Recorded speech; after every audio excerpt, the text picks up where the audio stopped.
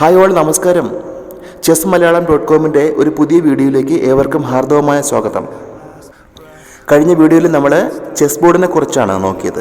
ഈ വീഡിയോയിൽ നമ്മൾ ചെസ്സിലെ കരുക്കളെ കുറിച്ചാണ് നോക്കാൻ പോകുന്നത്. ചെസ്സിലെ പീസസ് ആണ് നമ്മൾ ഡിസ്കസ് ചെയ്യാൻ പോകുന്നത്. ചെസ് പഠിച്ചു തുടങ്ങുന്ന കൂട്ടുകാർക്ക് വേണ്ടിയിട്ടുള്ള വീഡിയോ ആയതുകൊണ്ട് തന്നെ നമ്മുടെ വീഡിയോസ് ലോങ് വീഡിയോസിൻ്റെ കാര്യമാണ് കേട്ടോ. ഷോർട്ട് വീഡിയോസിൻ്റെ കാര്യമല്ല പറയുന്നത്. ലോങ് വീഡിയോസ് നിങ്ങൾ കാണുമ്പോൾ അതിൻ്റെ തംബ്ലൈൻ ശ്രദ്ധിക്കുക. വീഡിയോ 1, 2, 3 എന്ന് തംബ്ലൈൻ കൊടുത്തിട്ടുണ്ടാവും. അപ്പോൾ കണ്ടിന്യൂസ് ആയിട്ട് അത് ഫോളോ ചെയ്യാൻ വേണ്ടി ശ്രമിക്കുക. എല്ലാവരും ചാനലൊന്ന് സബ്സ്ക്രൈബ് ചെയ്യാൻ വേണ്ടി ശ്രമിക്കുക. അതുപോലെ തന്നെ ചെസ് കളി അറിയാവുന്ന സുഹൃത്തുക്കൾ കേൾക്കുകയാണെന്നുണ്ടെങ്കിൽ നിങ്ങളുടെ വിലയേറിയ നിർദ്ദേശങ്ങൾ കമൻറ്റായിട്ട് രേഖപ്പെടുത്താൻ വേണ്ടി ശ്രമിക്കുക. വളരെ പ്രധാനപ്പെട്ട കുറച്ച് കാര്യങ്ങൾ അടങ്ങുന്നൊരു വീഡിയോ ആണിത്. സ്കിപ്പ് ചെയ്യാതെ കാണാൻ വേണ്ടി ശ്രമിക്കുക. സ്ട്രൈറ്റ് വീഡിയോയിലേക്ക്. നമ്മൾ കഴിഞ്ഞ വീഡിയോയിൽ പറഞ്ഞിട്ടുണ്ടായിരുന്നു, രണ്ട് രാജ്യങ്ങൾ തമ്മിലുള്ള യുദ്ധം, വാറാണ് ചെസ്സിലെ പ്രധാനപ്പെട്ട ഒരു കൺസെപ്റ്റ് എന്ന് പറയുന്നത്. സോ മറ്റുള്ള കലകളെപ്പോലെ, ഇതൊരു കായിക ഇനം ആണെങ്കിൽ പോലും മറ്റുള്ള കലകളെപ്പോലെ നമ്മളെ മനസ്സിനെ ഉത്തേജിപ്പിക്കാനായിട്ട് കഴിവുള്ള ഒരു ഗെയിമാണ് ചെസ് എന്ന് പറയുന്നത്. പക്ഷേ അതുപോലെ കുറച്ച് വയലൻസും കൂടിയാണ് കേട്ടോ. എൻ്റെ ഒരു ഒപ്പീനിയനാണ്, പേഴ്സണൽ ഒപ്പീനിയനാണ്. ഇതിൽ സാധാരണഗതിയിൽ രണ്ട് രാജ്യങ്ങൾ യുദ്ധം ചെയ്യുമ്പോൾ എന്തൊക്കെ സന്നാഹങ്ങൾ ഉണ്ടാകും എന്നുള്ളതാണ് നമ്മൾ ആദ്യം പറയുന്നത്. അപ്പോൾ ചെസ്സിൽ വരുമ്പോൾ ഒരു കിങ് ഉണ്ടാവും, ഒരു ക്യൂൺ ഉണ്ടാവും, 2 റൂക്സ് ഉണ്ടാവും, 2 ബിഷപ്സ് ഉണ്ടാവും, 2 നൈറ്റ്സ് ഉണ്ടാവും, 8 പോൺസ് ഉണ്ടാവും. ഇത്രയും മെറ്റീരിയൽസാണ് ചെസ്സിലെ പീസുകൾ എന്ന് പറയുന്നത്.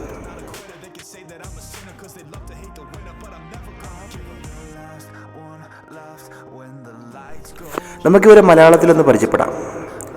രാജാവ്, രാജ്ഞി, 2 തേരുകൾ, 2 കുതിരകൾ, 2 ആനകൾ, 8 പടയാളികൾ. പറയുന്നത് ഒന്നുകൂടി ശ്രദ്ധിച്ച് മനസ്സിലാക്കണം. രാജാവിൻ്റെ കൂടെ മന്ത്രി എന്നുള്ള കോൺസെപ്റ്റ് അല്ല നമുക്ക് വരുന്നത്. രാജാവിൻ്റെ കൂടെ രാജ്ഞിയാണ് വരുന്നത്. അതുപോലെ തന്നെ പറഞ്ഞപ്പോൾ ഏറ്റവും വലുതിൽ നിന്നും ചെറുതിലേക്കാണ് നമ്മൾ പറഞ്ഞു പോയത്. അപ്പോൾ രാജാവ്, രാജ്ഞി, തേരുകൾ. രാജ്ഞി കഴിഞ്ഞാൽ പിന്നെ വരുന്ന വലിയ പീസ് തേരാണ് എന്നുള്ളത് മനസ്സിലായി കാണുമല്ലോ. അതിനുശേഷം 2 ആനകൾ, 2 കുതിരകൾ. തുല്യ ശക്തിയായിട്ടാണ് ചെസ്സിൽ ഈ 2 പീസുകളെയും കാണുന്നത്. ഇതിൽ കുതിര ആനയെക്കാളും ശക്തിമത്തായിട്ടുള്ളൊരു പീസാണ് എന്നുള്ള വൈരുദ്ധ്യ അഭിപ്രായങ്ങളൊക്കെ വരുന്നുണ്ട്. പക്ഷേ ചെസ്സിൽ 2നും തുല്യ പോയിന്റുകളാണ് കൊടുത്തിരിക്കുന്നത്. അതിനുശേഷം വരുന്നത് കാലാളുകളാണ്, പടയാളികൾ, ഭടന്മാർ എന്നൊക്കെ പറയും. പക്ഷേ എനിക്ക് നിങ്ങളോട് പറയാനുള്ളൊരു റിക്വസ്റ്റ് എന്താണെന്ന് വെച്ചാൽ, നമ്മൾ ചെസ്സിൽ ഇതിനെ നമ്മൾ സംബോധന ചെയ്യുന്ന പേരുകൾ എല്ലാം ഇംഗ്ലീഷിലായിരിക്കും. കാര്യം നമ്മളുടെ വീഡിയോ മലയാളത്തിലാണെങ്കിലും പീസുകളുടെ പേര് നമ്മൾ മലയാളത്തിൽ പറയില്ല. അതിൻ്റെ കാരണം, വേറെ 2 പേര് തമ്മിൽ ചെസ്സ് ഡിസ്കസ് ചെയ്യുന്ന സമയത്ത് നമുക്കത് മനസ്സിലാവണമെന്നുണ്ടെങ്കിൽ, അല്ലെങ്കിൽ നമ്മൾ ചെസ്സ് എഴുതി കളിക്കുമ്പോൾ നൊട്ടേറ്റ് ചെയ്യുന്ന സമയത്ത് അത് നമുക്ക് മനസ്സിലാവണമെന്നുണ്ടെങ്കിൽ ഇതിൻ്റെ പേരുകളെല്ലാം ഇംഗ്ലീഷിൽ തന്നെ നമ്മൾ പറഞ്ഞിരിക്കണം. കുതിരയ്ക്ക് ഹോഴ്സ് എന്നാണ് നമ്മൾ ഇംഗ്ലീഷിൽ പറയുന്നത്. പക്ഷേ ചെസ്സിൽ വരുമ്പോൾ അത് നൈറ്റ് എന്നാണ് പറയുന്നത്. അതുകൊണ്ട് തന്നെ ഈ പേരുകൾ ബൈഹാർട്ട് ചെയ്യുക എന്ന് പറയുന്നൊരു കാര്യമാണ് നിങ്ങൾ ആദ്യം ചെയ്യേണ്ടത്. അതോടൊപ്പം തന്നെ ഇതിൻ്റെ പോയിന്റുകളും നിങ്ങൾ അറിഞ്ഞിരിക്കണം. അതും മുകളിൽ നിന്നും താഴേക്ക് തന്നെ നമുക്ക് നോക്കാം. രാജ്ഞിയുടെ പോയിന്റ് 9 ആണ്, തേരിൻ്റെ പോയിന്റ് 5 ആണ്, ആനയുടെ പോയിന്റ് 3 ആണ്, കുതിരയുടെ പോയിന്റ് 3 ആണ്, കാലാളിൻ്റെ പോയിന്റ് 1 ആണ്. അപ്പോൾ രാജാവിൻ്റെ പോയിന്റ് ഞാൻ പറഞ്ഞില്ല. അത് ചെസ്സിൽ പോയിന്റ് പറയുന്നില്ല. വിലമതിക്കാൻ പറ്റാത്ത ഒരു പീസായിട്ടാണ് രാജാവിനെ കാണുന്നത്. നിങ്ങൾക്ക് വേണ്ട കാര്യങ്ങൾ ബുക്കിലോ മൊബൈലിലോ നിങ്ങൾ നോട്ട് ചെയ്യുന്നത് നന്നായിരിക്കും. 6 തരത്തിൽ സഞ്ചരിക്കുന്ന 32 കരുക്കളാണ് ചെസ്സിലുള്ളത്. രാജാവ്, രാജ്ഞി, തേര്, ആന, കുതിര, പടയാളി. കിങ്, ക്യൂണ്, റൂക്ക്, ബിഷപ്പ്, നൈറ്റ്, പോണ്. 64 സ്ക്വയേഴ്സുള്ള ഒരു ചെസ് ബോർഡിലേക്ക് നമ്മൾ ഈ 32 പീസസ് വെച്ച് കഴിയുമ്പോൾ ബാക്കി ബ്ലാങ്കായിട്ട് വരുന്ന സ്ക്വയേഴ്സ് എത്രയാണ്? 32 സ്ക്വയേഴ്സാണ് ബ്ലാങ്ക് ആയിട്ടിരിക്കുന്നത്. 16 പീസസ് വൈറ്റിനും 16 പീസസ് ബ്ലാക്കിനും. നമ്മൾ ഇതിൻ്റെ എല്ലാത്തിൻ്റെയും മൂവ്മെൻറ്റ്സാണ് മനസ്സിലാക്കാൻ പോകുന്നത്. പക്ഷേ നിങ്ങൾ മൂവ്മെൻറ്റ്സും പോയിൻറ്റ്സും മാത്രമല്ല മനസ്സിലാക്കേണ്ടത്, ഇതിൻ്റെ ക്യാരക്ടർ മനസ്സിലാക്കുക. കളിച്ചുകൊണ്ടിരിക്കെ പീസുകൾ നഷ്ടമാവുന്ന ഒരു ഗെയിമാണ് ചെസ്സ്. അവശേഷിക്കുന്ന പീസുകൾ വെച്ചിട്ട് മനോഹരമായിട്ട് നമുക്ക് കളിക്കണമെന്നുണ്ടെങ്കിൽ ഓരോ പീസിൻ്റെയും ക്യാരക്ടറുകൾ നമ്മൾ മനസ്സിലാക്കണം. അതിൻ്റെയൊക്കെ അഡ്വാൻറ്റേജസും ഡിസഡ്വാൻറ്റേജസും നമ്മൾ മനസ്സിലാക്കണം. കളി തുടങ്ങുമ്പോൾ ഉള്ള പൊസിഷൻ, കരുക്കളുടെ നില, അത് എങ്ങനെയായിരിക്കും എന്നുള്ളത് നമുക്കിപ്പോൾ ഒന്ന് കാണാം. ആദ്യ നീക്കം വൈറ്റിനാണ്. അതുകൊണ്ട് യാതൊരുവിധ മേൽക്കോയ്മയും ഈ വൈറ്റിന് ഉണ്ടായിരിക്കുന്നതല്ല. വൈറ്റിനാണല്ലോ ആദ്യ നീക്കം, അതുകൊണ്ട് ഞാൻ വൈറ്റ് പീസുകൾ കളിക്കാം എന്ന മനോഭാവം നമ്മൾ മാറ്റണം. നിങ്ങൾ ഓൺലൈനിൽ നിങ്ങൾ കളിക്കുന്ന സമയത്ത് ആനിമേഷൻസ് ആയിരിക്കും കൂടുതൽ നിങ്ങൾ കാണുന്നത്. അപ്പോൾ നിങ്ങൾക്ക് ക്യൂണ്, ബിഷപ്പ് അല്ലെങ്കിൽ ബിഷപ്പ്, പോണ് ഇവ തമ്മിലൊക്കെ കാണുമ്പോൾ കാഴ്ചയിൽ മാറിപ്പോകാൻ സാധ്യതയുണ്ട്. അപ്പോൾ നിങ്ങളൊന്ന് മനസ്സിലാക്കിയിരിക്കേണ്ട കാര്യം, നിങ്ങൾ ഏകദേശം മെയിനായിട്ട് വരുന്ന ഒരു 3-4 ആനിമേഷൻസ് നിങ്ങൾ വർക്കൗട്ട് ചെയ്യാൻ വേണ്ടി ശ്രമിക്കുക. അത് നോക്കി മനസ്സിലാക്കാനായിട്ട് ശ്രമിക്കുക. കടകളിൽ നിന്നോ ഓൺലൈനിൽ നിന്നോ വാങ്ങുന്ന ചെസ് സെറ്റുകളിൽ നിന്ന് കിട്ടുന്ന ആ പീസുകളുടെ ഷേപ്പ് വ്യത്യാസങ്ങൾ മനസ്സിലാക്കുക. ഇതിനകത്ത് മെയിനായിട്ട് വരുന്ന കിങ്, ക്യൂണ് ഏകദേശം തുല്യ വലുപ്പമുള്ള 2 പില്ലറുകളാണ്. മുകൾ ഭാഗത്ത് കുരിശുള്ളതാണ് കിങ് എന്ന് പറയുന്നത്, കുരിശില്ലാത്തതാണ് ക്യൂണ്. ബിഷപ്പ് ശ്രദ്ധിച്ചു കഴിഞ്ഞാൽ അതിനുശേഷം, അതായത് കിങ്ങിനും ക്യൂണിനും കഴിഞ്ഞിട്ട് ലെങ്ത് വരുന്ന ഒരു പീസാണ് ബിഷപ്പ് എന്ന് പറയുന്നത്. മുകൾ ഭാഗത്ത് കൂർത്ത അഗ്രമായിരിക്കും ഉണ്ടാകുന്നത്. നൈറ്റ് നമുക്ക് കാണുമ്പോൾ തന്നെ അറിയാം, ഹോഴ്സിൻ്റെ ഷേപ്പ് നമുക്ക് കാണുമ്പോൾ അറിയാൻ സാധിക്കും. അതുപോലെ തന്നെ റൂക്ക് ആണെന്നുണ്ടെങ്കിൽ ഏകദേശം ബിഷപ്പിൻ്റെ വലിപ്പം തന്നെയാണ്, പക്ഷേ മുകൾ ഭാഗത്ത് പരന്ന രീതിയിലുള്ള ആകൃതിയായിരിക്കും ഉള്ളത്. പോണായിരിക്കും ഉള്ളതിൽ ഏറ്റവും ചെറിയ പീസ് എന്ന് പറയുന്നത്. ഓക്കെ,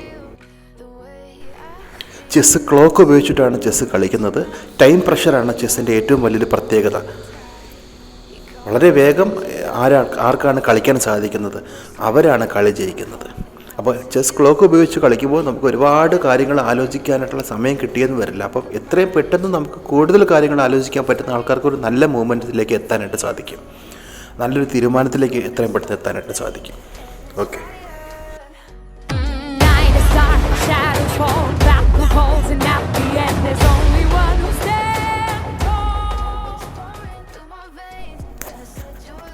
ചെസ് ബോർഡിൽ ഏറ്റവും പ്രധാനപ്പെട്ട 2 ഭാഗങ്ങൾ നമ്മൾ പഠിച്ചിട്ടുണ്ടായിരുന്നു, ഫയൽസും ഡയഗണൽസും. അപ്പോൾ ഒരു സ്ക്വയറിൻ്റെ പേര് എങ്ങനെ കണ്ടുപിടിക്കുക എന്നുള്ളതിനെ പറ്റിയിട്ട് നമ്മൾ കഴിഞ്ഞ വീഡിയോയിൽ കണ്ടു. അപ്പോൾ ഇവിടെ നമ്മൾ ഈ ഫയലുകൾ കീപ്പ് ചെയ്യുന്ന ഒരു പീസിനെ പറ്റിയിട്ടാണ് ഇപ്പോൾ പഠിക്കാൻ പോകുന്നത്. ആദ്യം ഫയലുകൾ കീപ്പ് ചെയ്യുന്ന പീസ് എന്ന് പറയുമ്പോൾ എന്താണ് ഫയലുകൾ? ഈ കാണുന്നതാണ് ഫയലുകൾ എന്ന് പറയുന്നത്. ഓക്കെ, ഇങ്ങനെ സ്ട്രെയിറ്റ് ആയിട്ടുള്ള ലൈൻസിലുള്ള സ്ക്വയേഴ്സിനെയാണ് നമ്മൾ ഫയലുകൾ എന്ന് പറയുന്നത്. അത് കീപ്പ് ചെയ്യുന്ന ഒരു പീസാണ് റൂക്ക്. അപ്പോൾ റൂക്ക് എന്താണ് എന്നുള്ളത്, അതിൻ്റെ മൂവ്മെൻറ്റ്സ് എങ്ങനെയായിരിക്കും എന്നുള്ളതിനെ പറ്റിയിട്ടാണ് നമ്മൾ പഠിക്കാറ്. അപ്പോൾ നോക്കി, നമ്മൾ ഈ റൂക്ക് ഇരിക്കുന്നത് ഏത് സ്ക്വയറിലാണ്? ആദ്യം നമ്മൾ ആൽഫബറ്റ്സ് നോക്കണം. ഇതാണ് ഡി എന്ന് പറയുന്നത്. ആൽഫബറ്റ്സിൽ വരുന്ന ഡി എന്ന് പറയുന്ന ലൈനിലാണ് റൂക്ക് ഇരിക്കുന്നത്. നമ്പേഴ്സ് നോക്കുകയാണെങ്കിൽ 4 എന്ന് പറയുന്ന ലൈനിലാണ് റൂക്ക് ഇരിക്കുന്നത്. അപ്പോൾ D4 എന്ന സ്ക്വയറിലാണ് റൂക്ക് ഇപ്പോൾ ഇരിക്കുന്നത്. അപ്പം നമ്മുടെ മൂവ്മെൻ്റ് ആണ് എങ്കിൽ നമ്മൾ ഈ റൂക്കിനെ ആ 2 ലൈനുകളും കടന്നു പോകുന്ന ചതുരങ്ങളുണ്ടല്ലോ, അതായത് ഡി എന്ന് പറയുന്ന ലൈനിലിരിക്കുന്ന ചതുരം, ഇപ്പോൾ റൂക്ക് ഇരിക്കുന്ന സ്ക്വയർ ഒഴികെയുള്ള ബാക്കിയുള്ള ഏതൊരു സ്ക്വയറിലേക്കും നമുക്ക് ആ റൂക്കിനെ കളിക്കാവുന്നതാണ്. അതുപോലെ 4 എന്ന് പറയുന്ന ഈ ലൈൻ കണ്ടില്ലേ, അത് രണ്ടും ഫയലാണ്. 4 എന്ന് പറയുന്ന ലൈനും ഫയലാണ്, ഡി എന്ന് പറയുന്ന ലൈനും ഫയലാണ്. അപ്പോൾ റൂക്ക് ആ 2 ഫയലുകളും കടന്നു പോകുന്ന എല്ലാ സ്ക്വയേഴ്സിലും ഈ റൂക്കിന് കൺട്രോൾ ഉണ്ടായിരിക്കുന്നതാണ്. ഈ റൂക്കിന് അങ്ങോട്ടേക്ക് പോകാൻ സാധിക്കുന്നതാണ്. ഈ റൂക്കിന് പോകാൻ സാധിക്കുന്ന സ്ഥലത്താണ് ആ റൂക്കിൻ്റെ കൺട്രോൾ എന്ന് പറയുന്നത്. അപ്പം നമുക്ക് അവിടെയൊക്കെ ഈ റൂക്കിനെ കളിക്കാനായിട്ട് സാധിക്കും. ദൂരപരിധിയൊന്നുമില്ല. ഇതാണ് റൂക്ക്. ഓക്കെ, അപ്പോൾ റൂക്കിനെ പറ്റിയിട്ട് ഇനി നമ്മൾ ചോദിക്കുകയാണെങ്കിൽ പെട്ടെന്ന് പറയുക, ഫയല് കൺട്രോൾ ചെയ്യുന്ന ഒരു പീസാണ് റൂക്ക് എന്ന് പറയുന്നത്.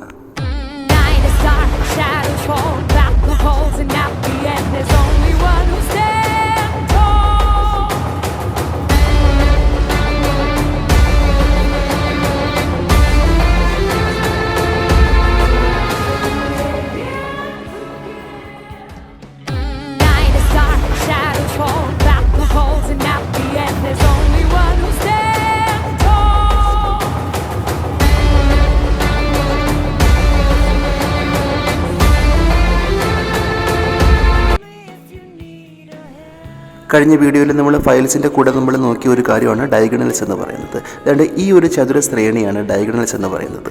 അതുപോലെ ബ്ലാക്ക് ഡയഗണൽസ് ഉണ്ട്, വൈറ്റ് ഡയഗണൽസ് ഉണ്ട്. ഓക്കെ, അതുപോലെ ഈ സൈഡിലേക്ക് ഇങ്ങനെയും വരുന്നുണ്ട്. ഇതിനാണ് ഡയഗണൽസ് എന്ന് പറയുന്നത്. അപ്പോൾ ഈ ഡയഗണലിൽ കീപ്പ് ചെയ്യുന്ന സ്ക്വയറിൻ്റെ പേരാണ് ബിഷപ്പ്. അപ്പോൾ ബിഷപ്പിനെ പറ്റിയിട്ടാണ് നമ്മൾ അടുത്ത് പഠിക്കുന്നത്. ബിഷപ്പ് ഇരിക്കുന്ന സ്ക്വയർ ഏതാണെന്ന് ചോദിക്കുകയാണെങ്കിൽ ഇംഗ്ലീഷ് ആൽഫബറ്റ്സ് ഫസ്റ്റിലെ നോക്കുക ഇ, അതുപോലെ തന്നെ നമ്പർ അതിന് ശേഷം നോക്കുക 5. അപ്പോൾ E5 എന്നാണ് ഈ സ്ക്വയറിൻ്റെ പേര്. ഇപ്പോൾ ഇരിക്കുന്നത് E5ലാണ്. E5ഇരിക്കുന്ന ഈ ബിഷപ്പ് ഏതൊക്കെ സ്ക്വയറിലേക്കാണ് കൺട്രോൾ ഉള്ളത്, അല്ലെങ്കിൽ ഏതൊക്കെ സ്ക്വയറിലേക്കാണ് അതിനെ നമുക്ക് നീക്കാനായിട്ട് സാധിക്കുന്നത്. അതായത് ഈ സ്ക്വയറിലാണ് ഇപ്പോൾ ഇരിക്കുന്നത് E5 എന്ന് പറയുന്ന സ്ക്വയറിൽ.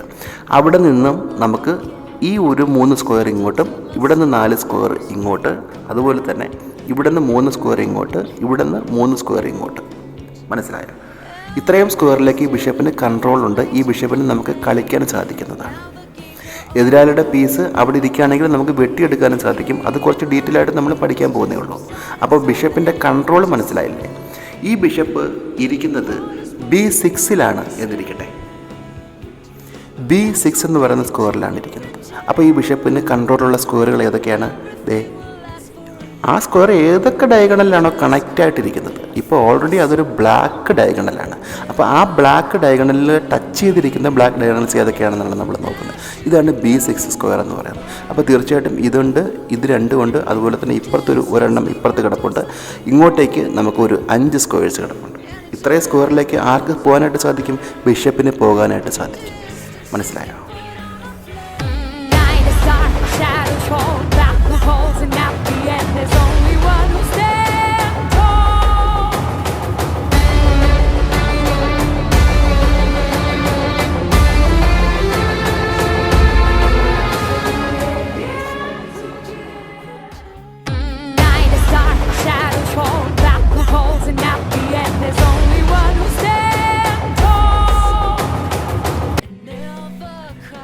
ഇനി നമ്മൾ പഠിക്കാനായിട്ട് നമുക്ക് എളുപ്പമുള്ളൊരു പീസ്, നമ്മളിപ്പോൾ നോക്കിയത് ഫയൽസ് കൺട്രോൾ ചെയ്യുന്ന പീസുകളായിട്ടുള്ള റൂക്കിനെ പറ്റിയിട്ടും അതുപോലെ ഡയഗണൽസ് മാത്രം കീപ്പ് ചെയ്യുന്ന ബിഷപ്പിനെ പറ്റിയിട്ടുമാണ് നമ്മളിപ്പോൾ മനസ്സിലാക്കിയത്.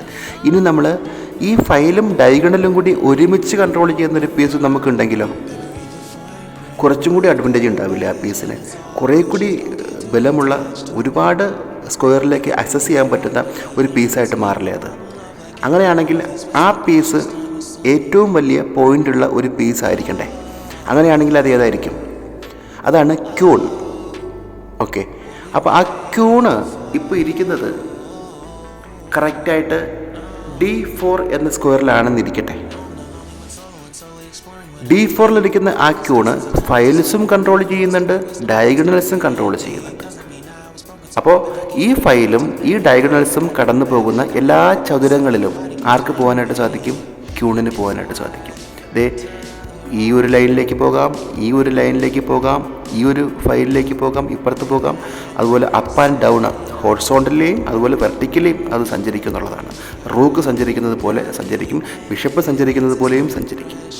അപ്പോൾ ഈ ക്യൂണ് ഈ ഇരിക്കുന്നത് H8 എന്ന് പറയുന്ന ഈ സ്ക്വയറിലാണ് എങ്കിൽ ഈ ലൈനിലുള്ള ഏത് സ്ക്വയറിലേക്കും കൺട്രോളുണ്ട്. അതുപോലെ തന്നെ ഈ ഫയലിൽ താഴേക്കുള്ള സ്ക്വയേഴ്സിൽ മൊത്തവും കൺട്രോളുണ്ട്, ലെഫ്റ്റിലേക്കുള്ള ഈ ഒരു സ്ക്വയേഴ്സിൽ മൊത്തത്തിൽ കൺട്രോളുണ്ട് അല്ലേ. അപ്പോൾ ഇവിടെ ഇരിക്കുന്ന ക്യൂണിന് ഈ സ്ക്വയറിൽ കൺട്രോൾ ഉണ്ടോ എന്ന് ചോദിക്കുകയാണെങ്കിൽ ഇല്ല എന്ന് തന്നെ പറയേണ്ടി വരും. കാര്യം അങ്ങോട്ടേക്ക് റൂട്ടില്ല.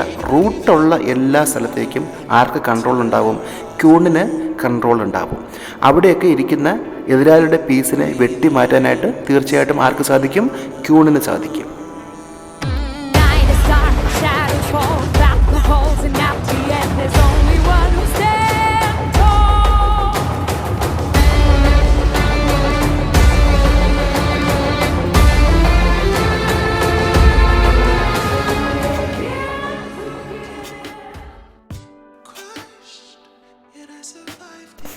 ഓക്കെ, വളരെ സിമ്പിളായിട്ട് വളരെ ഈസി ആയിട്ടാണ് നമ്മൾ കാര്യങ്ങൾ മനസ്സിലാക്കിക്കൊണ്ടിരിക്കുന്നത്. അടുത്തത് നമുക്ക് കിങ്ങിൻ്റെ മൂവ്മെൻറ്റ്സ് ഒന്ന് നോക്കാം.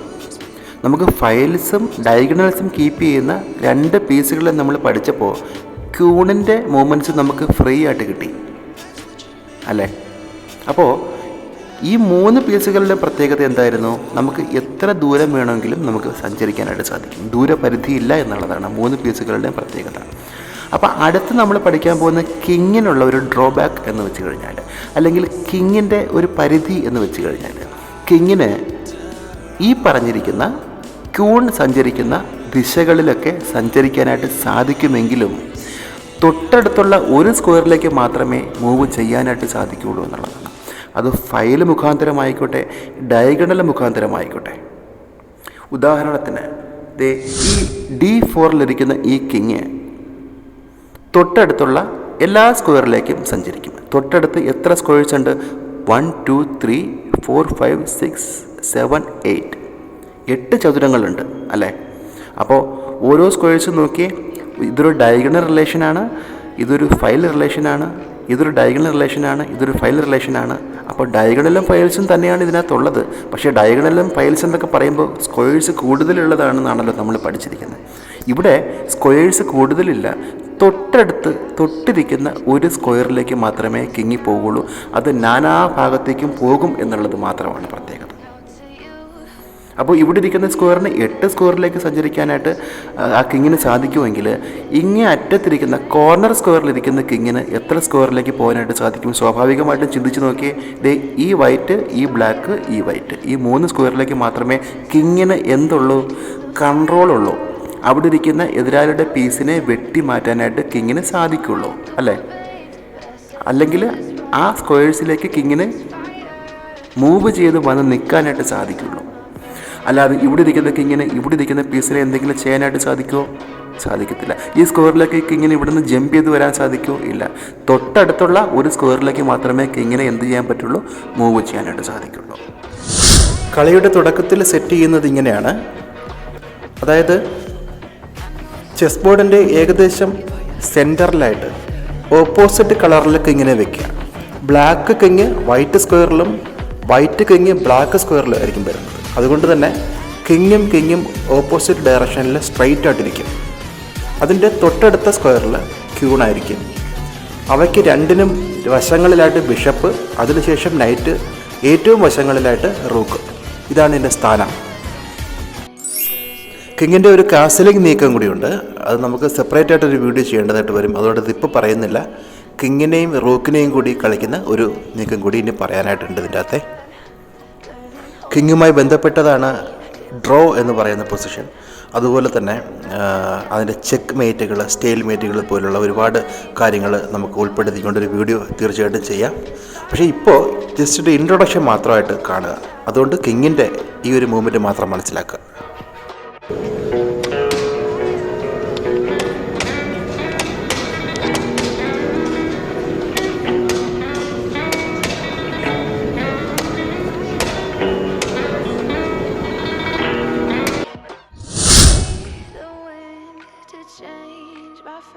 അപ്പോൾ നമ്മൾ കഴിഞ്ഞ വീഡിയോയിൽ നമ്മൾ ഫൈൽസും ഡയഗണൽസും പഠിച്ചപ്പോൾ അതിൻ്റെ പ്രത്യേകതകളും കൂടി പഠിച്ചിരുന്നു.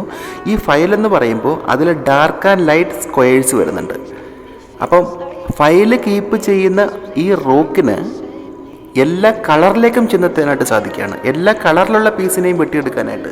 അതായത് എതിരാളിയുടെ പീസ് ആ ഏത് കളറിലിരുന്നിരുന്നാലും അതിനെ അറ്റാക്ക് ചെയ്യാനും അതിനെ വെട്ടിയെടുക്കാനായിട്ടും റോക്കിന് സാധിക്കുമ്പോൾ ബിഷപ്പിന് ഒരു കളർ മാത്രമേ എന്ത് ചെയ്യാനായിട്ട് സാധിക്കുകയുള്ളൂ? ഫോക്കസ് ചെയ്യാനായിട്ട് സാധിക്കുകയുള്ളൂ. കാര്യം ഡയഗണൽ എന്ന് പറയുമ്പോൾ അതിനകത്ത് ഒരു കളർ മാത്രമേ വരുന്നുള്ളൂ. അപ്പോൾ വൈറ്റ് ഡയഗണലിലൂടെ സഞ്ചരിക്കുന്ന ഒരു ബിഷപ്പിന് എതിരാളിയുടെ ബ്ലാക്ക് കളറിലിരിക്കുന്ന ഒരു പീസിനെ അറ്റാക്ക് ചെയ്യാനോ വെട്ടിയെടുക്കാനോ സാധിക്കില്ല. അത് നമ്മൾ ഇതിൻ്റെ കൂടെ ഒന്ന് മനസ്സിലൊന്ന് ഉറപ്പിച്ചിട്ട് നമ്മൾ പോകണം. അതിൻ്റെ ഒരു ന്യൂനതയും കൂടി നമ്മൾ മനസ്സിലാക്കിക്കൊണ്ട് വേണം ചെസ്സ് കളിയിലേക്ക് പോകാനായിട്ട്. അപ്പോൾ റൂക്ക് ബിഷപ്പിൻ്റെ പ്രത്യേകതയാണ് അവിടെ വരുന്നത് കേട്ടോ. വളരെ ഡിഫറെൻ്റ് ആയിട്ടുള്ള ഒരു മൂവ്മെൻറ്റ് സ്റ്റൈലുള്ള ഒരു പീസിനെയാണ് നമ്മൾ ഇനി അടുത്ത് പരിചയപ്പെടാൻ പോകുന്നത്. അത് നമ്മൾ സിമ്പിളായിട്ട് മനസ്സിലാക്കാൻ പോവുകയാണ്. ഒരു കൺഫ്യൂഷനും ഇല്ലാണ്ട് മനസ്സിലാക്കാൻ പോവുകയാണ്. അതെന്താണ്? നൈറ്റ്.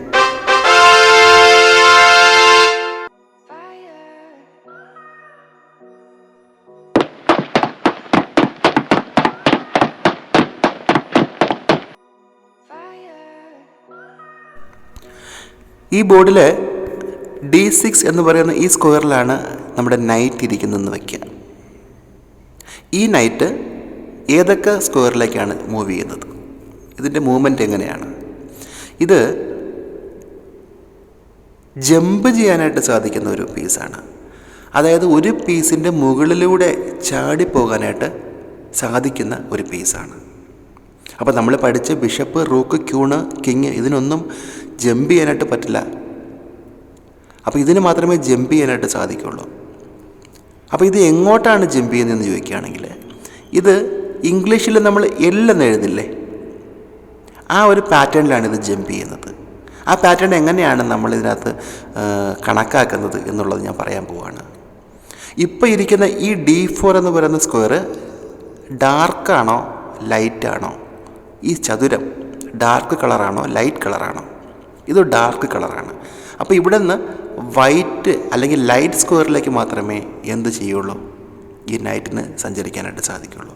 അപ്പോൾ വരച്ചുകൊണ്ട് ഓപ്പോസിറ്റ് കളറിലേക്ക് ചാടാൻ പറ്റുന്ന ഒരു പീസാണ് നൈറ്റ് എന്ന് നമുക്ക് മനസ്സിലായി. അപ്പം ഞാൻ വരയ്ക്കുകയാണ്, നോക്കിയേ, ഇതാണ് ഇവിടെയാണ് ഈ നൈറ്റിന് ചാടാനായിട്ട് സാധിക്കുന്നത്. എന്നാൽ അവിടെ മാത്രമല്ല വരയ്ക്കാൻ പറ്റുന്നത്, ഏകദേശം അതേ വലിപ്പമുള്ള ഒരു ഞാൻ ഇവിടെ വരയ്ക്കുകയാണ്. ഇതൊരു ആണ്, ഓപ്പോസിറ്റ് കളറാണ്.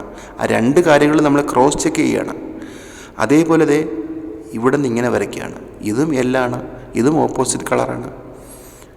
ഇതും ആണ്, ഇതൊരു ആണ്, ഇതും ഒരു പാറ്റേൺ ആണ്, ഇതും ഒരു ഷേപ്പാണ്, ഇതും ഒരു ഷേപ്പാണ്. അപ്പോൾ നമുക്ക് ഈ 8 സ്ക്വയറിലേക്കും ഈ നൈറ്റിന് കൺട്രോൾ ഉണ്ട് എന്നുള്ളതാണ്. എല്ലാം ഓപ്പോസിറ്റ് കളറാണ്. എന്നാൽ ഓപ്പോസിറ്റ് കളറുള്ള വേറെ സ്ക്വയേഴ്സ് നൈറ്റുമായി ബന്ധപ്പെട്ട് കിടക്കുന്നത് എവിടെയൊക്കെയാണെന്ന് നോക്കി. ഒന്ന്, നൈറ്റിൻ്റെ തൊട്ടടുത്ത് ഓപ്പോസിറ്റ് കളേഴ്സ് ഉണ്ട്, ഈ 4 സ്ക്വയേഴ്സ്. അപ്പോൾ എന്തായാലും അതൊന്നും പാറ്റേൺ അല്ല എന്ന് നമുക്ക് പെട്ടെന്ന് തിരിച്ചറിയാൻ പറ്റും, അല്ലേ? പിന്നെ നമുക്ക് ഒരു കൺഫ്യൂഷൻ വരുന്നത്, ഇത് ഒരു വൈറ്റ് സ്ക്വയറാണ്, ഇതും പാറ്റേൺ ആണ്. പക്ഷേ ഇതൊരു വലിയ ആയിപ്പോയി. നമ്മളിപ്പോൾ ഇത്രയും സമയം കാണിച്ച പോലെ അല്ല അത് കുറച്ച് വലിയ ഷേപ്പാണ്, ഒരു പാറ്റേൺ ആണ്. അപ്പോൾ ഈ ഡാർക്ക് സ്കോറിൽ നിന്ന് ഈ ലൈറ്റ് സ്കോറിലേക്ക് എന്തായാലും നൈറ്റ് ചാടില്ല എന്ന് നമുക്ക് ഊഹിക്കാനായിട്ട് സാധിക്കണം. അവിടെയാണ് നമ്മളുടെ പ്ലെയറിനെ നമ്മൾ എന്ത് ചെയ്യുന്നത്, ഇമ്പ്രൂവ് ചെയ്യുന്നത്. അങ്ങനെയാണ് നമുക്ക് ചെസ്സ് പഠിക്കാൻ പറ്റുന്നത്. അപ്പോൾ ഇവിടെ നിന്നിട്ട് നമുക്ക് ഈ സ്കോറിലേക്ക് ചാടാം. ഇതൊരു ആണ്, നമ്മളിപ്പോൾ പഠിച്ച പാറ്റേൺ ആണ്. അപ്പോൾ ഒരു കാരണവശാലും ഈ സ്ക്വയർ അല്ല, ഈ സ്ക്വയർ അല്ല, ഈ സ്ക്വയർ അല്ല, അല്ലെങ്കിൽ ഈ സ്ക്വയർ അല്ല എന്ന് നമുക്കറിയാം. പക്ഷേ ഈ സ്ക്വയേഴ്സ് ഇതിന് ചുറ്റിനുമുള്ള, ശരിക്കും പറഞ്ഞാൽ ഒരു കോമ്പസ് വെച്ച് നമ്മളിങ്ങനെ ഒന്ന് ആർക്ക് ചെയ്തൊരു സർക്കിൾ വരയ്ക്കുകയാണെന്നുണ്ടെങ്കിൽ എങ്ങനെയായിരിക്കും ഇരിക്കുന്നത്? കറക്റ്റ് സർക്കിളാണ് ഈ നൈറ്റിൻ്റെ കൺട്രോൾ. ശരിക്കും ഷേപ്പാണെന്നുള്ളതല്ല, സർക്കിളായിട്ട് എല്ലാ ഭാഗത്തേക്കും കൺട്രോൾ ചെയ്യാൻ പറ്റുന്ന ഒരു സ്ക്വയറാണ് നൈറ്റ് എന്ന് പറയുന്നത്. വളരെ പവർഫുള്ളായിട്ടുള്ള ഒരു പീസാണ്. അപ്പോൾ അതിന് നമ്മൾ ഷേപ്പ് എന്ന് പഠിക്കുന്നത് എന്തിനാണ്? ഈ ഒരു പാറ്റേണും കൂടി ഇതിൻ്റെ അകത്ത് കിടപ്പുണ്ട്. അപ്പോൾ അത് വെച്ചിട്ട് നമുക്ക് ജസ്റ്റ് ഒന്ന് പെട്ടെന്ന് കണ്ട് മനസ്സിലാക്കാൻ വേണ്ടിയിട്ടാണ് നമ്മൾ ആദ്യം തുടക്ക സമയത്ത് നമുക്കതൊരു വളരെ ഹെൽപ്ഫുള്ളായിരിക്കും അത്തരത്തിലൊക്കെ നമ്മൾ ചിന്തിക്കുന്നത്. അതിന് വേണ്ടിയിട്ടാണ് ഈ ഷേപ്പിൻ്റെ കാര്യമൊക്കെ പറയുന്നത്. ശരിക്കും ഇതിൻ്റെ കൺട്രോള് ചുറ്റിനും കറക്റ്റ് റൗണ്ടായിട്ടാണ് വന്നിരിക്കുന്നത്, കണ്ടോ? അതാണ് നൈറ്റിൻ്റെ പ്രത്യേകത. അപ്പോൾ ഈ D4 എന്ന് പറയുന്ന സ്ക്വയറിൽ ഇരിക്കുന്നത് കൊണ്ടാണ് ഈ 8 സ്ക്വയറിലേക്ക് ഈ നൈറ്റിന് കൺട്രോൾ ഉണ്ടായി എന്ന് നമുക്ക് പറയുന്നത്. അതേസമയം കോർണറിലേക്ക് പോകുമ്പോഴോ, ഈ കോർണർ സ്ക്വയറിലാണ് H8 എന്ന് പറയുന്ന ഈ സ്ക്വയറിലാണ് നൈറ്റ് ഇരിക്കുന്നതെന്നുണ്ടെങ്കിലോ, നോക്കിയേ, ഷേപ്പ് വരയ്ക്കാൻ പറ്റുന്നത് ഒന്ന് ഈ വൈറ്റും ഒന്ന് ഈ വൈറ്റും. ഈ അടുത്ത് കിടക്കുന്ന ഈ 2 വൈറ്റ് സ്ക്വയർ അല്ല എന്ന് നമുക്ക് പെട്ടെന്ന് അറിയാൻ പറ്റും. കാരണം ഇതെന്തായാലും ഷേപ്പ് അല്ലല്ലോ. ഈ സ്ക്വയറുമായി ബന്ധപ്പെട്ട് നിൽക്കുന്ന ഷേപ്പ് ഏതാണ് എന്നുള്ളതാണ് ചോദ്യം. അപ്പോൾ എന്തായാലും ഈ 2 സ്ക്വയേഴ്സും അല്ല. പക്ഷേ ഈ 2 സ്ക്വയേഴ്സും ആണെന്ന് ചോദിക്കുകയാണെങ്കിൽ തീർച്ചയായിട്ടും നമുക്ക് മനസ്സിലാക്കാൻ പറ്റും അത് കറക്റ്റായിട്ട് നമ്മൾ പഠിച്ച ഷേപ്പ് തന്നെയാണ്. അതുപോലെ ഈ വൈറ്റ് അല്ല, ഈ വൈറ്റ് അല്ല, ഇതൊക്കെ ഈ സ്ക്വയറിൽ നിന്നും സ്ട്രെയിറ്റ് ആയിട്ട് കിടക്കുന്ന ലൈനിൽ വരുന്ന വൈറ്റാണ്. അപ്പോൾ ഈ നൈറ്റ് ഈ H8 എന്ന് പറയുന്ന സ്ക്വയറിൽ നിന്നും നമുക്ക് ഈ 2 സ്ക്വയറിലേക്ക് മാത്രമേ കൺട്രോൾ ഉള്ളൂ. അപ്പോൾ നൈറ്റ് കോർണർ സ്ക്വയറിൽ ഇരിക്കുകയാണെങ്കിൽ പവർഫുള്ളായിട്ട് ഉള്ള പീസ് അല്ല എന്ന് നമുക്ക് ഇപ്പോൾ ഈ പൊസിഷനിൽ പറയാൻ പറ്റും. അതായത് ചെസ് ബോർഡിൽ ഈ നൈറ്റ് മാത്രമേ ഉള്ളൂ. അപ്പോൾ നമുക്ക് എന്താണ്, നമ്മുടെ മുന്നിലുള്ള ചോദ്യം എന്താണ്, ഈ നൈറ്റിന് എത്ര സ്ക്വയർ വരെ കൺട്രോൾ ചെയ്യാൻ സാധിക്കുന്നു എന്നുള്ളൊരൊറ്റ ചോദ്യം മാത്രമേ ഉള്ളൂ. പക്ഷേ നമ്മൾ കളിച്ചുകൊണ്ടിരിക്കുമ്പോൾ ആ പർട്ടിക്കുലർ പൊസിഷനിൽ ആ നൈറ്റ് ഈ ഒരു കോർണർ സ്ക്വയറിൽ ഇരിക്കുന്നതായിരിക്കും ചില സാഹചര്യങ്ങളിൽ നമുക്ക് നല്ലത്. അങ്ങനെ വരികയാണെങ്കിൽ നമ്മൾ ഈ സെൻട്രലിരിക്കുന്ന നൈറ്റിനേക്കാളും പവർഫുള്ളാണ് ഈ കോർണറിലിരിക്കുന്ന നൈറ്റ് എന്ന് പറയേണ്ടി വരും. ആ സാഹചര്യം അങ്ങനെയാണെങ്കിൽ മാത്രം. പക്ഷേ അല്ലാത്ത പക്ഷം കൂടുതലായിട്ടും നൈറ്റിനെ എപ്പോഴും ചെസ് ബോർഡിൻ്റെ സെൻട്രൽ സ്ക്വയർസിൽ വയ്ക്കുന്നതായിരിക്കും കുറച്ചുകൂടി ലാഭം, അല്ലെങ്കിൽ നമുക്ക് കൂടുതലായിട്ട് അതിന് ഉപയോഗിക്കാനായിട്ട് സാധിക്കുന്നത്. അപ്പോൾ അത് നമുക്ക് മനസ്സിലാക്കാനായിട്ട് പറ്റിയത് എന്തുകൊണ്ടാണ്, ഈ നൈറ്റിൻ്റെ കൺട്രോള് നമുക്കിവിടെ ഇപ്പം ഇങ്ങനെ വരച്ച് പഠിച്ചത് കൊണ്ട് മാത്രമാണ് നമുക്ക് എന്ത് ചെയ്യാൻ പറ്റിയത്. നൈറ്റ് എപ്പോഴും ബോർഡിൻ്റെ ഏകദേശം സെൻട്രലിരിക്കട്ടെ എന്ന് നമുക്ക് നോർമലി പറയാൻ പറ്റുന്നത്. പക്ഷേ ഓരോ സാഹചര്യങ്ങളനുസരിച്ചിട്ട് ഇതിൻ്റെ വ്യത്യാസങ്ങൾ വന്നുകൊണ്ടിരിക്കും. ഏത് സ്ക്വയറിലാണ് ഏത് പീസ് വെക്കണം എന്നുള്ളത് നമ്മൾ തീരുമാനിക്കുന്നതാണ്. അതിനൊരുപാട് കാര്യങ്ങൾ നമ്മൾ ഇനി പഠിക്കേണ്ടതായിട്ടുണ്ട്. അപ്പോൾ നൈറ്റിൻ്റെ മൂവ്മെൻറ്റ്സ് മനസ്സിലായല്ലോ. അപ്പോൾ നൈറ്റ് വശങ്ങളിലേക്ക് പോകുന്തോറും കൺട്രോൾ കുറഞ്ഞു വരുന്നു, സെൻറ്ററിലേക്ക് വരുന്തോറും കൺട്രോൾ കൂടി വരുന്നു. ഏറ്റവും കൂടുതലായിട്ട് നൈറ്റിന് പോകാൻ പറ്റുന്നത് ഒരു സ്ക്വയറിൽ നിന്നും 8 സ്ക്വയറുകളിലേക്കാണ് എന്ന് നമുക്ക് മനസ്സിലായി. പക്ഷേ ഈ കോർണറിലേക്ക് വരുമ്പോഴത്തേക്ക് 2 സ്ക്വയറിലേക്ക് മാത്രമേ നൈറ്റിന് കൺട്രോൾ ഉള്ളൂ. അതെന്ന് പറയുന്നത് ഏതാണ്, കവർ 3 എന്ന് പറയുന്ന സൈഡാണ്. നമ്മൾ കഴിഞ്ഞ വീഡിയോയിൽ അതിനെപ്പറ്റി നന്നായിട്ട് പഠിച്ചിട്ടുണ്ടായിരുന്നു. കവർ 2 എന്ന് പറയുന്ന ഈ ഒരു സ്ക്വയറിലാണ് നൈറ്റ് ഇരിക്കണമെന്നുണ്ടെങ്കിൽ എത്ര സ്ക്വയറിലേക്ക് പോകാനായിട്ട് സാധിക്കും? അതിൻ്റെ കോർണറിലേക്ക് വരുമ്പോൾ കുറയും, അതേപോലെ ഈ സെൻറ്ററിലേക്ക് വരുമ്പോൾ കൂടുകയും ചെയ്യും.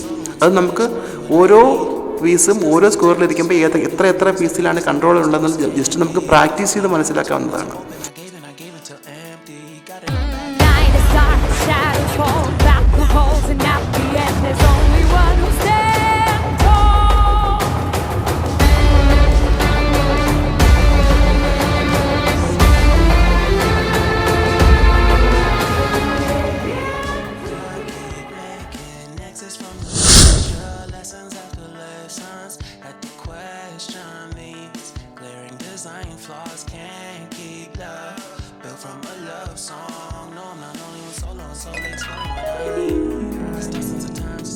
ഒരു പീസിനെ പറ്റിയിട്ടാണ് നമ്മൾ ഇനി പഠിക്കേണ്ടതായിട്ടുള്ളത്. അതിൻ്റെ മൂവ്മെൻറ്റ്സും കൂടിയാണ് പഠിക്കേണ്ടതായിട്ടുള്ളത്. അത് വേറൊന്നുമല്ല, പോണാണ്. ഒരു പോയിൻ്റുള്ള ആ ഒരു പീസ് പോൺ. ഈ പോണാണ് ശരിക്കും ഒരു കളിയുടെ ഏറ്റവും പ്രധാനപ്പെട്ട ഒരു പീസായിട്ട് പല എൻഡ് ഗെയിം മാസ്റ്റേഴ്സും അഭിപ്രായപ്പെട്ടിട്ടുള്ളത്. നമ്മൾ നോക്കുമ്പോൾ ഒരു പോയിൻ്റേ ഉള്ളൂ, അത് ആദ്യമേ നമ്മൾ ഇറക്കി വിടുന്ന ഒരു സാധനമാണല്ലോ എന്നൊക്കെ പറയുന്ന ആൾക്കാർ ഉണ്ട് ഒരുപാട് പേര്. പക്ഷേ ഒരു കളിയുടെ ഒരു നില മൊത്തത്തിൽ മാറ്റിയെടുക്കാനായിട്ട് ഈ പോണിന് സാധിക്കും. പോണുകളാണ് എൻഡ് ഗെയിമിൽ ഏറ്റവും പ്രധാനപ്പെട്ട വ്യത്യാസങ്ങൾ ഉണ്ടാക്കുന്നതെന്നൊക്കെ അഭിപ്രായപ്പെട്ടിട്ടുള്ള ഒരുപാട് ബുക്കുകളുണ്ട് നമുക്ക് വായിക്കാനായിട്ട് പറ്റുന്നത്. നമുക്ക് ചെസ് മാസ്റ്റർ എന്ന് പറയുന്ന ഒരു മലയാളത്തിലെ ഗ്രന്ഥമാണ് ആദ്യം നമുക്ക് കിട്ടിയേക്കുന്ന ഒരു ഗ്രന്ഥം.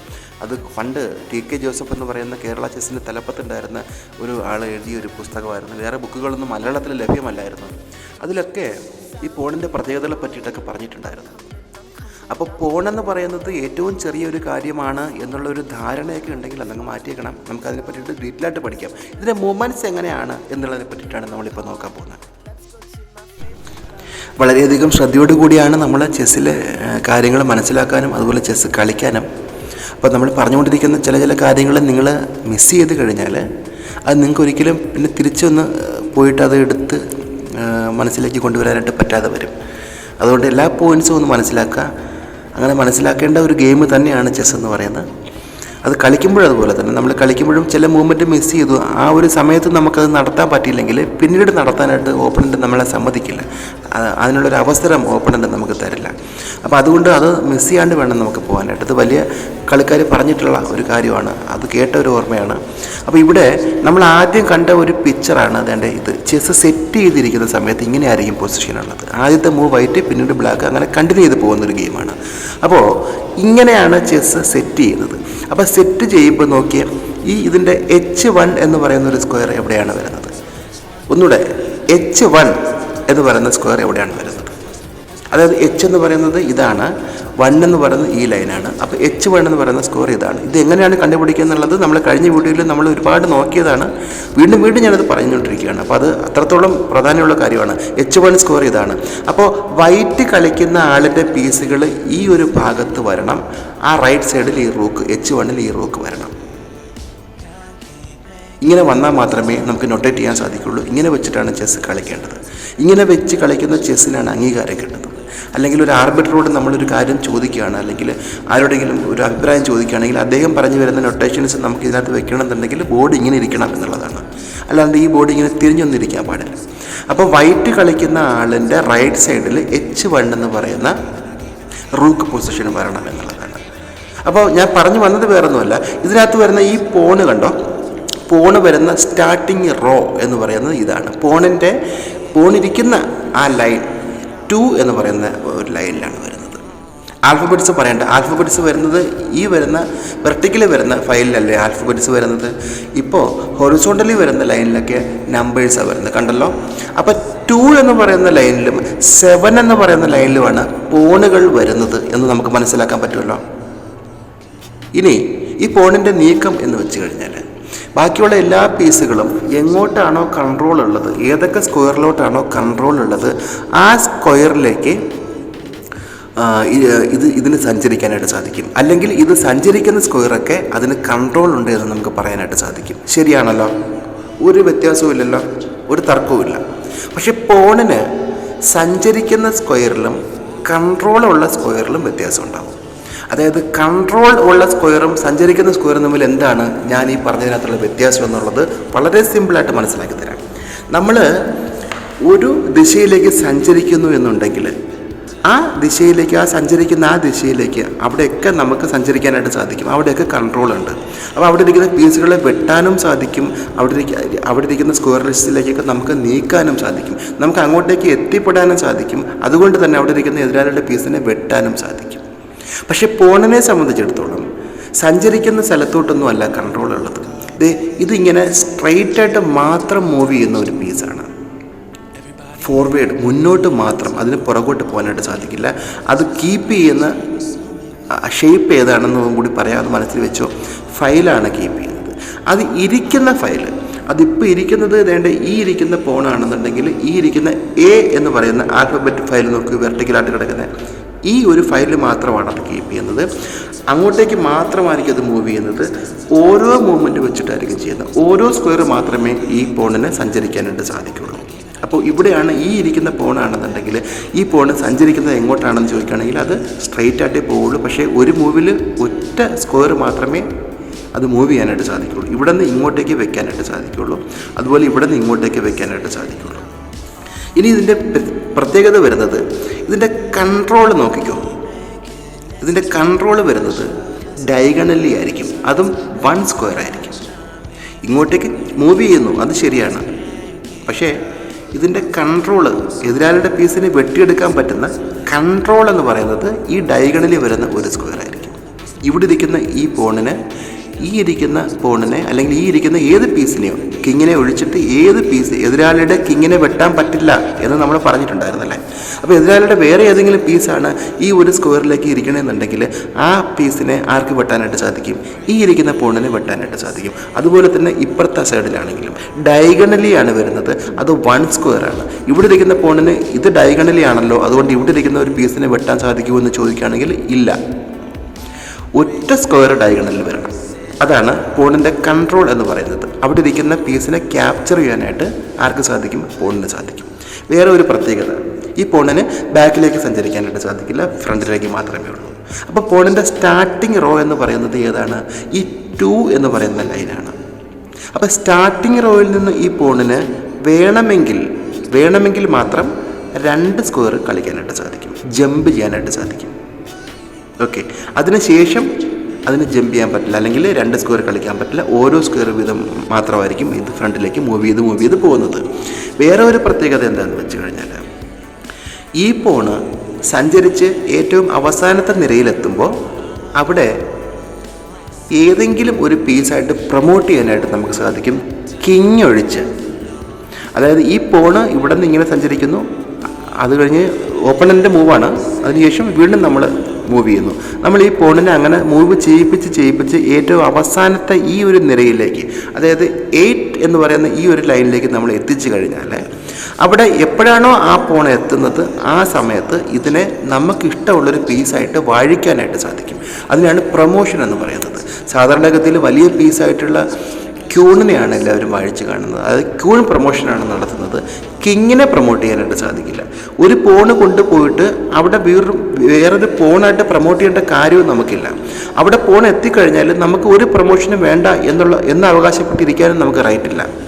അവിടെ നമുക്ക് പ്രൊമോഷൻ വേണ്ടെന്നുണ്ടെങ്കിൽ ഈ 7 എന്ന് പറയുന്ന ലൈനിൽ നിന്നും ഈ പോണിനെ നമുക്ക് അങ്ങോട്ടേക്ക് പാസ് ചെയ്യിപ്പിക്കാതിരിക്കുക എന്നുള്ളതാണ്. അവിടെ ചെയ്യിപ്പിച്ച് കഴിഞ്ഞാൽ അവിടെ ഒരു പീസായിട്ട് നമ്മൾ പ്രൊമോട്ട് ചെയ്തിരിക്കണം, ഇത് നിയമമാണ്. ആ മൂവിൽ തന്നെ നമുക്ക് ആ പീസിനെ എടുത്ത് വെക്കാനായിട്ട് സാധിക്കും. അപ്പോൾ ക്യൂൺ പ്രൊമോഷനാണ് സാധാരണഗതിയിൽ നടക്കുന്നത്. ക്യൂൺ അല്ല, നമുക്ക് റൂക്കോ ബിഷപ്പോ നൈറ്റോ മതിയെങ്കിൽ നമുക്ക് എന്ത് ചെയ്യാൻ പറ്റും, അത് ചെയ്യാനായിട്ട് സാധിക്കും. അതിനെ നമ്മൾ അണ്ടർ പ്രൊമോഷൻ എന്നാണ് പറയുന്നത്.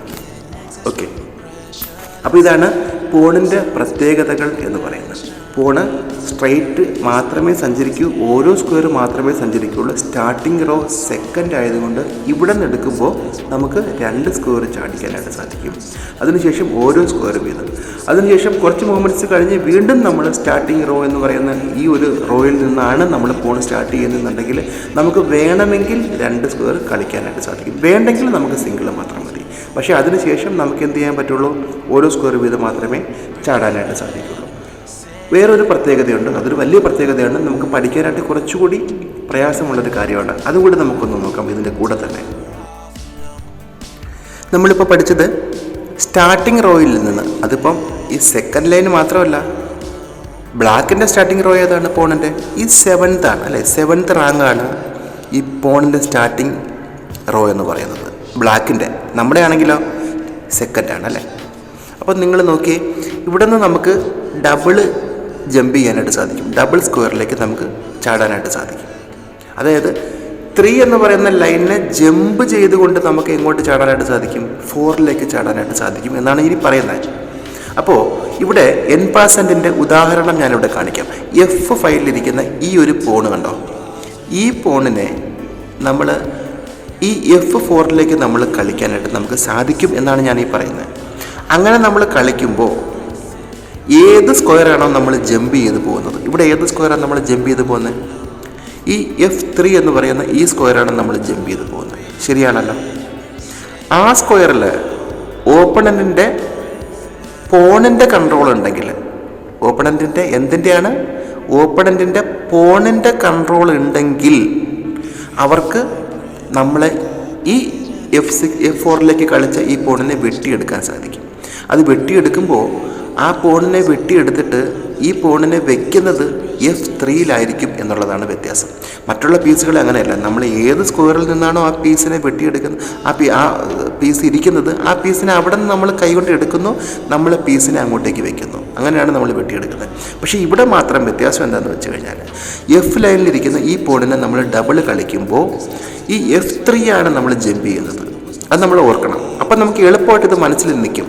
അതെങ്ങനെയാണെന്ന് വെച്ച് കഴിഞ്ഞാൽ F3 ആണ് ജമ്പ് ചെയ്യുന്നത്, F4-ലേക്കാണ് നമ്മൾ കളിക്കുന്നത്, അത് ശരിയാണ്. പക്ഷെ ജമ്പ് ചെയ്യുന്ന സ്ക്വയർ ഏതാണ്, F3 ആണ്. ആ F3-ൽ പോണിൻ്റെ കൺട്രോൾ ഉണ്ടായിരിക്കാൻ പാടില്ല. അതായത് ഓപ്പണൻറ്റിൻ്റെ പോണിൻ്റെ കൺട്രോൾ ഉണ്ടെങ്കിൽ അവർക്ക് അവിടെ ഇരിക്കുന്ന, അതായത് ഈ 2 സ്ക്വയറിലിരിക്കുന്ന പോണിനും എന്ത് ചെയ്യാനായിട്ട് സാധിക്കും, നമ്മൾ ഈ F4-ലിരിക്കുന്ന ഈ പോണിനെ വെട്ടിയെടുത്തുകൊണ്ട് F3-ലേക്ക് അവരുടെ പോണിനെ വെക്കാനായിട്ട് സാധിക്കും. ഇതാണ് N%. ഇത് സിമ്പിളാണ്, പക്ഷെ നിങ്ങൾക്ക് ആദ്യം കേൾക്കുമ്പോൾ കുറച്ച് ഇതായിട്ട് തോന്നും. ഇത് നമ്മൾ ചില ആൾക്കാർ പറയാറുണ്ട്, എനിക്ക് ചെസ്സ് കളി അറിയാം, പക്ഷേ സിസ്റ്റത്തിൽ കളിക്കുമ്പോൾ അല്ലെങ്കിൽ ഓൺലൈനിൽ കളിക്കുമ്പോൾ ഇതുപോലുള്ള പോണിൻ്റെ ചില പ്രത്യേക തരത്തിലുള്ള ക്യാപ്ചറിങ് വരുമ്പോഴത്തേക്ക് എനിക്ക് മനസ്സിലാവുന്നില്ല എന്ന്. ഇതാണ് അതിൻ്റെ കാര്യം. അപ്പോൾ നമുക്ക് ഇനി അവിടെ നിന്ന് ചിന്തിച്ച് നോക്കാം, ബ്ലാക്കിൻ്റെ സ്ഥലത്ത് നിന്ന് ചിന്തിക്കാം. ഈ 7th ലൈനിലിരിക്കുന്ന, അതായത് ഈ C5-ലിരിക്കുന്ന ഈ പോണിനെ നമ്മൾ C5 ഇങ്ങനെ കളിക്കുകയാണെന്നുണ്ടെങ്കിൽ, ഈ C5-ലോട്ട് കളിക്കുകയാണെന്നുണ്ടെങ്കിൽ ഈ പോണിനെ വെട്ടിയെടുക്കാനായിട്ട് സാധിക്കണമെന്നുണ്ടെങ്കിൽ ഏതൊക്കെ പോണിനെ പറ്റുള്ളൂ, നമ്മളുടെ D5-ലിരിക്കുന്നതും അതുപോലെ തന്നെ B5-ലിരിക്കുന്ന പോണിന് മാത്രമേ ആ പോണിനെ എന്ത് ചെയ്യാൻ പറ്റുള്ളൂ, ക്യാപ്ചർ ചെയ്യാനായിട്ട് സാധിക്കുള്ളൂ. ഇങ്ങനെ ക്യാപ്ചർ ചെയ്തിട്ട് ഇങ്ങോട്ടേക്ക് എടുത്ത് വയ്ക്കണം.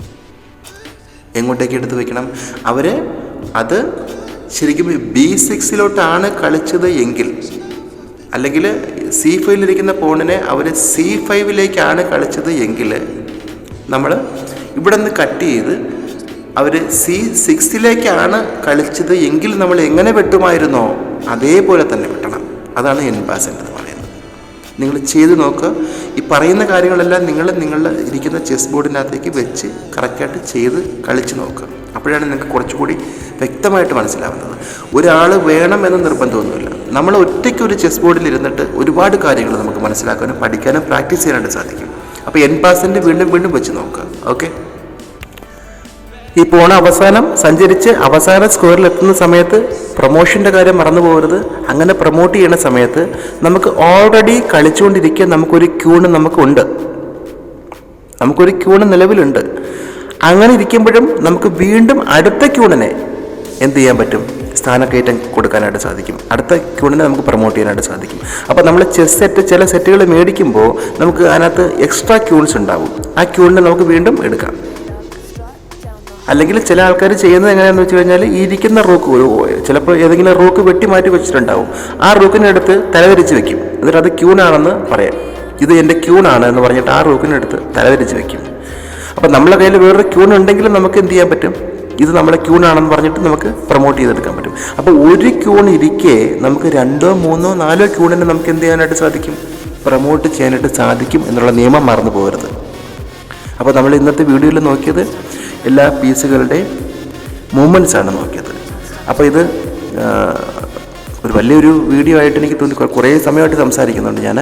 അപ്പോൾ ഇത് കേട്ടുകൊണ്ടിരിക്കുന്ന നിങ്ങൾക്ക് ആദ്യം തന്നെ ഒരു താങ്ക്സ് പറയുകയാണ്. ഇത്രയും കാര്യങ്ങൾ ഇങ്ങനെ ലെങ്തി ആയിട്ട് കേൾക്കുക എന്ന് പറയുന്നത് പഠിക്കാൻ ആഗ്രഹമുള്ളതുകൊണ്ട് നിങ്ങൾക്ക് കേൾക്കാൻ സാധിക്കും. പക്ഷേ ഇത് കേട്ട് ഇങ്ങനെ പോകുമ്പോൾ പൗസ് ചെയ്ത് കേൾക്കുക.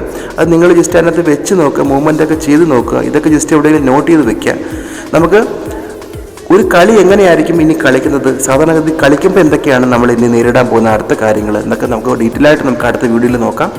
അപ്പോൾ എനിക്ക് അത്യാവശ്യം കുഴപ്പമില്ലാത്ത രീതിയിൽ നിങ്ങൾക്കിത് പറഞ്ഞു തരാൻ പറ്റിയെന്ന് എനിക്ക് തോന്നുന്നുണ്ട്. അപ്പോൾ അതിൻ്റെ കമൻസ് നിങ്ങൾ തരണം. നിങ്ങൾക്ക് മനസ്സിലാവാത്ത ഭാഗങ്ങൾ ഏതൊക്കെയാണെന്ന് ചോദിക്കുകയാണെങ്കിൽ വീണ്ടും എത്ര പ്രാവശ്യം വേണമെങ്കിലും അത് പറഞ്ഞു തരാനായിട്ട് ഞാനുണ്ടാവും. അറിയാത്ത ചെസ്സുകളി അറിയാത്ത കൂട്ടുകാർക്ക് വേണ്ടിയിട്ടുള്ള വീഡിയോസാണിത്.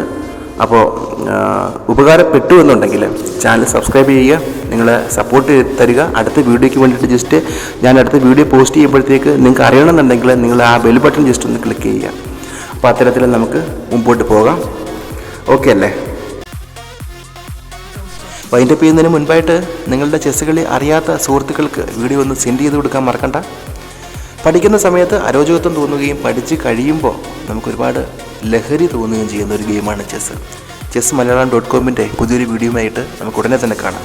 Thank you so much.